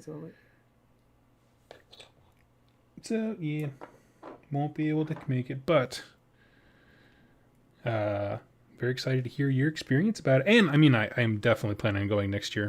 I'm curious if restrictions will be loose enough by the time of Nova to allow for large groups like the convention. I don't know. I know that they need to get their bathroom situation under control to be allowed to meet. That was that was hilarious. Just like 5,000 dudes doing morning glories, as you put it. Yeah, those toilets were screaming. You kind of almost wanted to sneak in the women's bathroom because like only 4 people ever using it each day. Oh man. Yeah, I definitely decided, like, if I go back, well, when I go back, because I am going back, but when I do, like, I am only ever staying in the hotel wherever it's at, and I am only going to the bathroom in my own, because holy smokes. Yeah, I'll get blown up. I kept thinking that, like, man, the bathrooms were right next to the 30K guys, and I was like, man, that's got to be terrible. I can't imagine trying to focus when all that is being lit up right next to you. But then I went upstairs to the 40K things, and it was infinitely worse. And I was like, oh no. We found a bathroom that I like best, and it was like where they had the card tournaments. I would go to that floor. Oh and yeah. The worst part, the escalator was broken. Like, come on, dude, you're about to have a convention and fix your escalator. Yep. That was real rough. The amount of deep breathing and greasy pork sweats going up that escalator ramp were pretty rough. Oh, man. Now I want to go because I just remembering all that and laughing about it. Oh, and I just remember all the cool people. Yep. Like Ben. Others. I'm just kidding. Besides Ben. I remember standing in line for the GW like seminar thing where they were unveiling stuff, the release event. There we go. And there's this guy in front of me, and he looked at me like I did something like to piss him off. And I was like, oh, I'm like looking around like, oh, did I step on your stuff or like whatever? And he goes, are you Doug? I go, yeah. He's like, just wanted to say thank you so much for your content. I really appreciate it. But he just like was the most monotone. Oh my gosh, he was mean mugging you. You're like, uh-oh. Yeah, well, he said it, and I thought I legitimately thought that I had ticked him off, or like, like I don't know, someone was like, hey, that guy Doug says you're a dick or something like that. Like someone set me up. I was like, oh. And then once I started talking to him, I think he was just really nervous and uncomfortable. Like you could tell when some people are, and I would like go up to them like, "Hey, what's up?" Yeah. because I'm definitely a performer. I'll turn it on in a second. Like, oh, Oh sweet. yeah.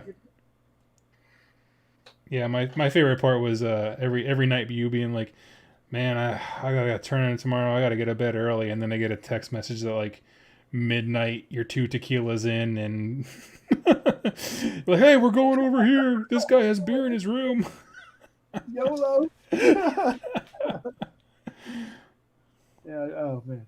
I don't think I'd ever drinking as much in a short period of time in years. And, oh my gosh.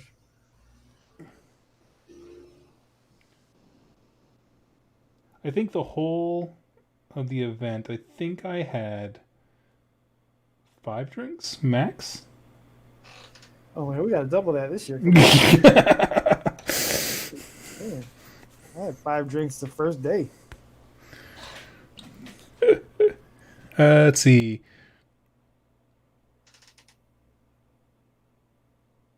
Making sure I didn't miss anything here. Part of me wishes GW would slow down all these skirmish games and focus on AOS and Sigmar. Well, Amen, brother. Amen. first of all, you're Sorry. both wrong. I'm just kidding. I love skirmish games, but I know exactly what you mean. I know exactly what you mean. Uh, yeah, I don't know. I'm not sure. What would you like to see next for AOS? I don't mean like a new edition or like that. I just mean like, where do you want it to go? Oh, Do you think that they should work on, the next round of Battle Tome? Should we stick with what we got? I would love to. Well, some stuff needs updated. So, but I'm curious what's going to happen with the GHB because, like, usually you get input and then you change the points and stuff like that. But there's no input to be gotten right Yeah. now. Like people aren't able to say, "Hey, this is broken. This is cheesy." But there are people who play on tabletop. The tabletop simulator, which I've done it. I've tried it once. Not saying you're a bad person. It just doesn't fulfill the aspect of the game I like, which is playing with an opponent and getting together Yep. and doing all that, rolling dice, and like, oh my god, talking trash. The things I love about the game, tabletop simulator doesn't scratch that itch. Yep. But the people playing it are saying that Seraphon are a problem, and Really? that is, they're just like, wow, they are good, and so that's the people playing that. But also, you're not prohibited by what you have on that tabletop simulator because you can have whatever you want. If you want to take the 21 salamander list, you're not restricted because you can't find them. Yep. So it's definitely interesting because you can test things out, but Yeah. it's just like Well, first of all, I'm going to say a few things here. One, I'm going to pat myself on the back, which I try to do very infrequently, about my Twitter post saying that in 6 months we'll all forget about Legion. What is it? What's the new Death Army? Bone Reapers. Yeah, we'll all forget about Bone Reapers and we'll be worried about some new balance thing. And I was like, yep, I definitely won that one. But then beyond that, that's interesting to hear about Seraphon. I don't know. It's going to be so weird when game stores start to open back up for events, because you're going to have a divide between people who are more like, they're still tournament focused, but they're more casual in the sense of they don't follow what people are doing on Tabletop Simulator and that kind of thing, who are in for a world of hurt because some other folks have. Yeah, they definitely know. And yeah, it's not going to be the same game when everything opens up, and some people have been diligently researching. They'll catch up. Oh yeah. Oh yeah. My point in saying that was not like, there's going to be a problem. It was more just like, but that's just more time where data is crazy. Right? How do you account for the fact that some people during quarantine were essential and just didn't have time to listen?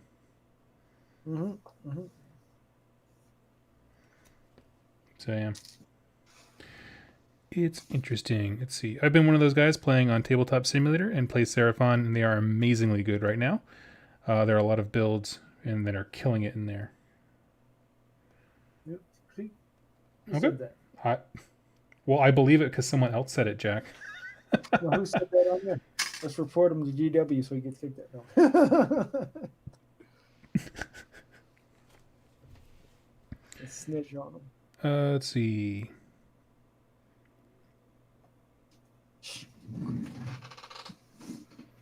Don't you hate when you drop a needle on the floor? You're like, I need to find this now. Yep. Because at 3 a.m, it's not going to be fun to find it. Let's see. Nurgle and Daughters of Cain are the last books that need some updating. After that, I want them to focus on new armies. I love it. That's who said that. That's good. I back that person. That is Cold Shoulder. Nurgle definitely needs some love. Yeah. Yeah, we do. You can't claim Nurgle. You play everything. I have not played anything but Nurgle since I got Nurgle. Yeah, but you play like you played Stormcast twice. Is that you? What do you identify as? That's a good question. What do you identify as? Ooh, it's like I don't want to put labels on anything. I'm poly armory. Yeah. No, I'm pretty much because I haven't had the drive to paint anything else, frankly, like a full army of anything. I am pretty much in the Nurgle camp right now. Just like that is just the worldview of the game that I have right now. It's interesting what you view yourself as and what other people view you as. All right, what do you see me as? I see you as a Bone Splitter player. Interesting. It's like that sad story you told where people didn't want to play you. And I'm like, oh man, that's sad. And that was in one of those armies. Yeah, I want to get that back. And you got it back for 2 weeks, and I'm like, nope. Well, once I couldn't get the actual army that I had back, and I had to repaint him, I was like, oh yeah, this is why this was soul crushing. Like, I'm good. I still like them. I do still like them. It's weird because I don't view myself as a Stormcast player, but I played Stormcast a lot. And I had a lot of success with Stormcast, but the army never spoke to me. I'm like the whole reincarnating, demigod things. In the audiobooks, I thought they were super boring. But I played them a long time and I had a lot of success. And I was like, I guess I am a Stormcast player. What army do you like the most in terms of like its feel and story and aesthetics and stuff? Cities. I love cities. Cities, okay, right on. I guess I used to view myself as a Slaanesh player until when Slaanesh came out, and I was like, oh, not like this. Not like this. It's too hard to take your foot off the gas. You couldn't play a casual game with them. They're too good. Yeah, they certainly were. Like, if you were you would have to not do things to lose. Like, oh, I'm not going to roll this roll. Yep. Or I'm not going to summon stuff. Like, you don't do that. You don't do you try to win, and it was just like, nah, I don't like this. Fair enough. And that was for non-competitive games and stuff like that. So. Oh yeah. Competitive is differently. You're just playing with your friends. Like, I don't like this.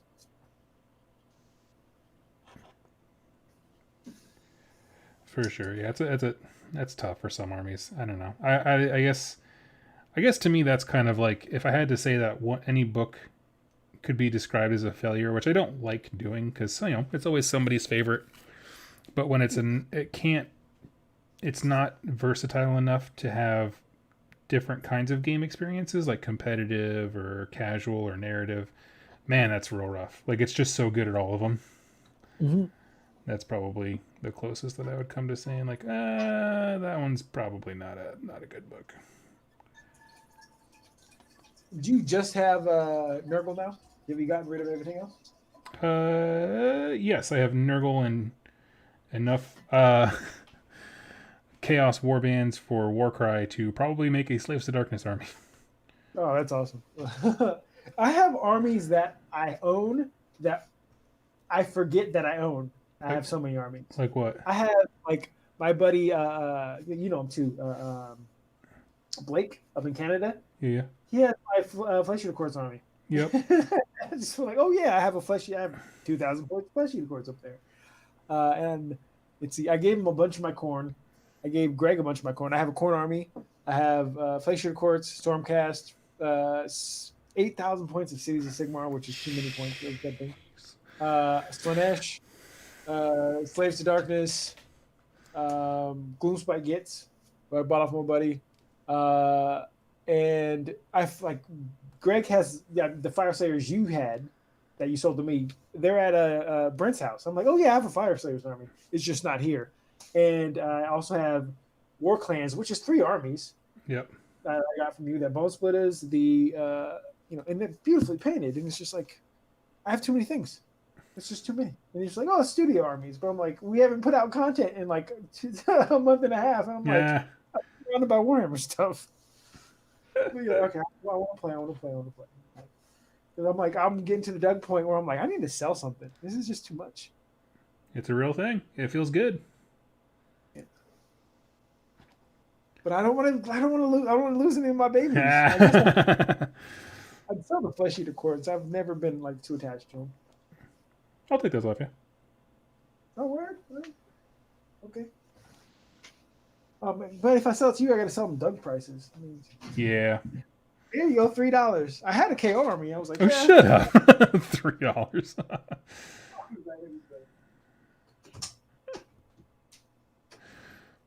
Let's see. Sadly, I never got to play with you guys when I was living up in Bremerton. I'll have to hit you up at a convention someday. Yeah, please do. I think everyone who reached out to me before Nova, I was able to at least meet up for a drink and hang out, and I felt pretty good about that. Oh, looks like we lost Jack at some point. So yeah, no, it was awesome. Love meeting people.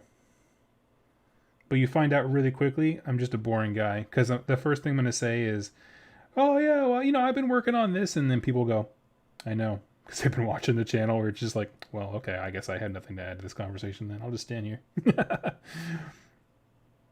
be a face.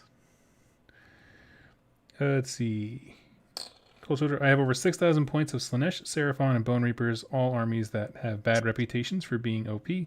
So I started an Orc 40k army, so no one can ever say that I'm OP. Yeah. I man. Orcs and 40k are they're just a good time. I got a question about Orc 40k. Did that guy who you gave your army to in California ever, does he keep in contact? No, because we had a mediary intermediate person take care of it. I never actually got his direct contact information. Oh. But I'm okay. I'm fine with that. That's why you're a Warhammer hero. Yeah, that's me. Why you're a Warhammer. No, but somebody for your next Warhammer hero. My name is Jack. Yeah, exactly. If you guys are shopping around, if you need somebody to vote for hero, it's spelled BALL.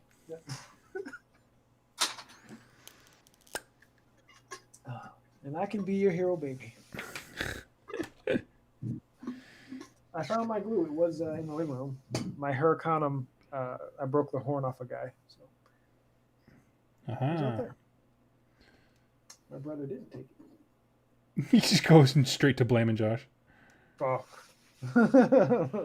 Yeah, I love it. This mother. If you take the paint, put it back. Put it back. It's simple. Take the paint out, use it, put it back. That's great. Let's see. Doug Jack said something about Texas earlier. You from down there, or did I just hear that wrong? Oh yeah, I'm from. I claim San Antonio as my homeland. It's where I went to high school. I moved around my entire childhood, but we settled in Texas probably the longest time in a single place in my childhood. San Antonio. Mm-hmm. Daniel K, maybe do people say super down there a lot, Daniel? Is that a common, is it adjective or descriptor? What is it? Yeah, adjective. It works.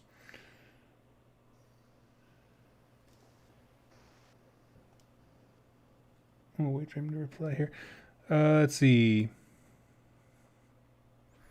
Joe says, I see some gun dogs. Yep, yep. Building up my Edison crew. I'll throw pictures up on the Wild West Exodus group here tonight.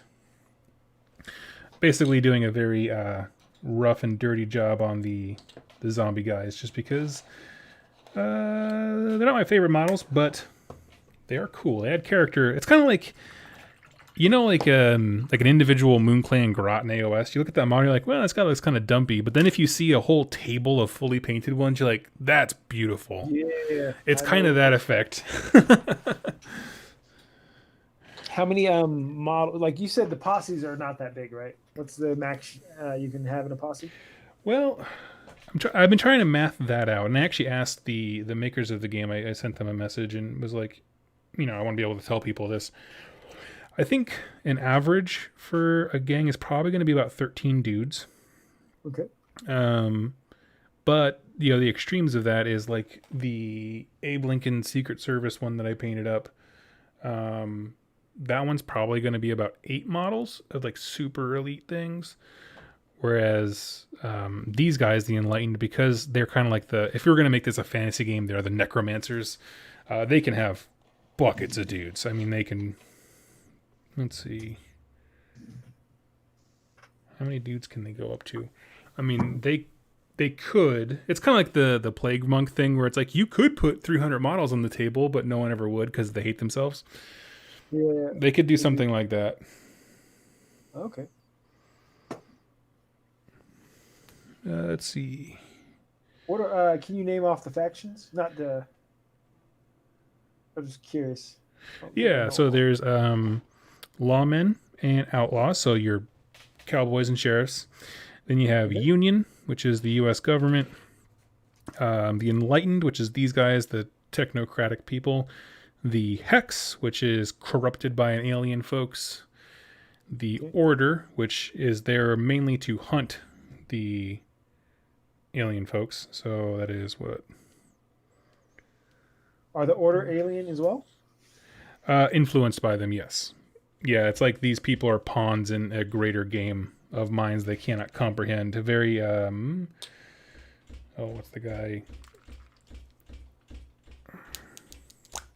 So if the Hex is aliens and the Order is like the U.S. government, and then you're like a third world country, the Order is like a third world country where the aliens, the U.S. government, where it's the Cold War kind of, where they're using intermediaries to fight, kind of like that.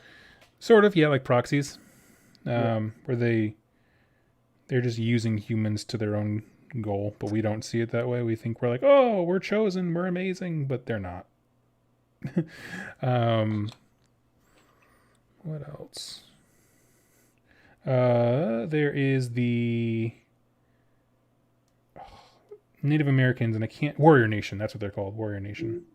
That sounds cool. I'm still learning about them. I don't know a whole lot.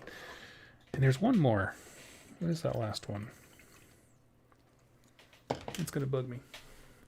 There's 8. What about the country that that guy gave the technology to? Not a playable faction, but because he basically just gave it to Russia, which is like there's no like straight up Russia.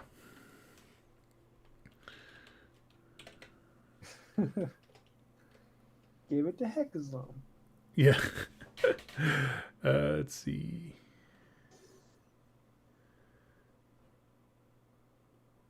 Come on. What is the last one? It is the Watchers, which is just literally straight aliens on the table.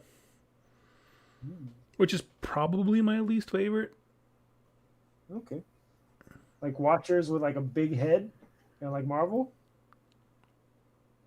I don't understand the reference, but the guy with the big oh, it was did you read comic books growing up? No. This is like gray aliens where they're tiny little dudes with big green eyes, kind of like the stereotypical alien type thing. Oh, cool. That's cool. You said that's your least favorite? Yeah, I don't know. I like the idea that like there's so much going on behind the scenes in our world that we can't comprehend. Very Lovecraftian creepy cosmic horror stuff. But for some reason, it loses some of that magic and feel when the alien entities are actually present. Like I almost like the mystery more. So if you don't know, like in Wild West Exodus, there's 3 alien factions that are messing with humanity, while we're also dealing with our own stuff as we nuke each other and all these kinds of things. So yeah, I don't know. They never gripped me, which is funny because I know that's what our local guy Chris he plays.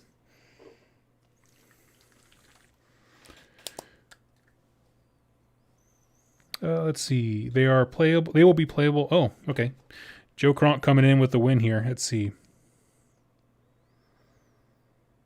Order and Hex are aliens using humans. The Enlightened are stealing alien tech to be bad humans. Yep, that is correct. And the people. So I don't know much about their new expansion. They have like a new wave coming out called Lost World Exodus, which is kind of like a bolt-on system to Wild West Exodus. Uh-huh. All I know is there's Teddy Roosevelt riding a velociraptor, which is enough to sell me. Oh my! But they will be so the people that he took the plans to, Russia will be a playable faction in Lost World, which is cool. So thank you so much, dude, for chiming in with that. Yeah, I reached out to the guys at War Cradle and I was like asking them a bunch of questions and I was like, I could talk about like they have a few games they have. And I was offering to promote a bunch of them. They're like, no, just do Wild West Exodus. And I was like, cool. Sounds good to me. Didn't mention any other stuff. I was like, okay. Cool. So I will take it. So yeah, they sent me a box full of zombie dudes and Abe Lincoln. Just because I wanted that model. And I was like, yes. Let's see. I found out the game Dark Age by Cool Mini or Not has been discontinued and you can't buy the models anymore. The lore was super cool. I was trying to get some more till I heard the news. I did not know that. I can't keep up with the Cool Mini or Not games. They have Kickstarters going all the time. Have you ever seen any of their stuff, Jack? No. Yeah. I hear such mixed things about them, and I just don't want to play games that are going to get discontinued. I don't know why. I have such a weird reaction about it. It's like, is this built to last? Has it happened to you before? I guess no. I guess it hasn't. I guess I just, the people who didn't like the way Age of Sigmar launched and then weren't childish or immature about it. They're just like, oh, you know what I mean? Like they're just as sad. They're just like, this wasn't what I wanted. And they're like, that's fine. That's wow, what an adult opinion to have. But for them, like they saw their value of what they owned go down. And I was like, I'm sorry. Like for them, I legitimately feel bad, right? Like that's just like, man. You want to be sympathize with people's thing. Yeah, you're not wrong for having that feeling. It's something you own. Oh, for sure. And I found like, especially with like a friend of mine, like I think that feeling goes away the more you use your models. That's true. I would agree with that. Or, like, because like my Stormcast, for instance, at Nova last year, I left it there, and I left my army there just because, drunk and hanging out, and left it backstage. Couldn't find the guy who had my army, and I got to the point where like I had played so many games with them, and I'm like, if I never see this army again, I would have got my money's worth out of it. Yeah. And so, but that's an interesting thing because I agree with you that there is a point where you can say money's worth, but I don't know if everybody has that opinion. You know what I mean? Yep. And that's a very because like I like painting and I do painting for live shows a lot, or at least I used to when I was cranking out armies. And it's like I can reasonably say, my money's worth out of that. I was entertained painting and I entertained others, and that's just fine. But some people are like, how could you sell that off? I'm like, I don't know. I didn't want anymore. Yeah. Well, I live in a mansion where I have rooms and rooms and rooms where I can store my stuff. Mm-hmm. And I will be there every time you want to sell, even when you live in Iowa. Oh yeah. I'll pay the shipping. Well, the shipping is going to cost as much as I normally charge you for an army, so.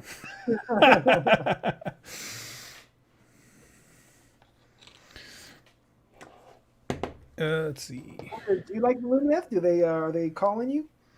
Not the low model count is calling me because the list they put up on one preview was like 13 models, and I was like, "Yup."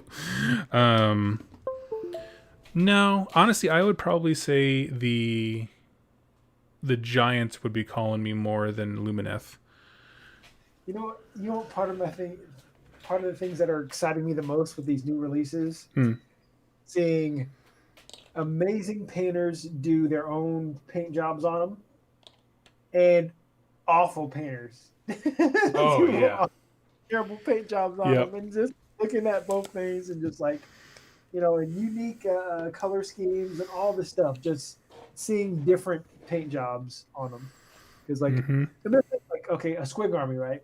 And I've come to realize I'm not a big fan of non-traditional squig colors. Like squigs are supposed to be orange. I don't want to see any of this, but that's just me. You're not wrong for painting Slimer colored, green colored squigs. Yeah, or the Skittles units where they're all different.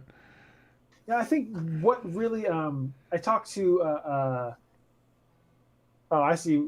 Mike Jack doesn't know anything unless it's AOS. That's true. Uh, Eh. like the whole thing about permission. I talked to Brent about this the other day. Like GW giving you permission to do something. Like I've only seen GW put out traditional swig colors, and that is the reason why I don't like if GW had green squigs, I'd accept green squigs just because they're the authority on it, right? Yeah. And this game was big to me when I noticed like I like for my I'm black, I'm half black, whatever, and so like with my corn army, it's very integrated. I have some black guys, some white guys, some I just kind of went down the thing. And then I looked inside the uh, City Sigmar book, and I Mm-hmm. noticed that they painted some of their elves black. And I was like, hey, that means that's a thing. Because before I would just, I growing up, I didn't see myself in anything. Like they just, but I didn't. It wasn't a big deal to me. But I never saw like, even their Empire guys, which if you're living in this world, there might not be, because it's not like they try to kind of pull it from history. But I never saw myself in Warhammer Fantasy. I just played the game. But the fact that they had an elf that was had black skin, I'm like, oh, this is canon now, if you will. And so I'm like, oh, sweet, I can paint my elves black because GW said I could. I got the permission from them because they put it out there. I'm like, okay, Yeah. this is a thing. Yep. And so now I have a bunch of black elves, I have black dwarves, and it's just like, hey, this is cool. This is like, it felt more inclusive to me, where I'm like, not that I required it, I wanted it, I was picketing and saying, I'm not going to buy your stuff until you do this. But the fact that they put that out there, I'm like, oh, that little thing that they did is cool, and I'm glad it's there. But see, that thing that you just articulated so well, that I really appreciate you did, is like when people say like, how come we need to have like female models? It's like, it's because of that. It's just nice to be like, have something, you know what I mean? Like the company acknowledges or has introduced this XY, thing. So yeah, that's, you nailed it, buddy. Let's see. So yeah, no, I totally agree. And that's, I don't know, well said. But, yeah, I actually, my wife and I eat dinner a little late, so I'm actually going to hop off here in just a little bit after I dry brush this sucker. But you have any closing thoughts you want to throw out to the world? Oh no, man! Not after that mic drop. Yeah. NAACP award for that one. Yeah. Exactly. Boom. Prepare for more black chicks or black people and women. Yeah. Black elves matter, fool. Oh my God, we're getting in trouble. Jesus. Okay. Thank you so much, everyone, for joining me. Jack, you're always an awesome co-host, and I would love to have you on soon because I want to do more live streaming again. Cool. Yeah, I'm down. You know me. Cool. Okay, friends, thank you all so much for watching, and we will catch you next time. Happy Wargaming. Later. Sweet. Thank you, man.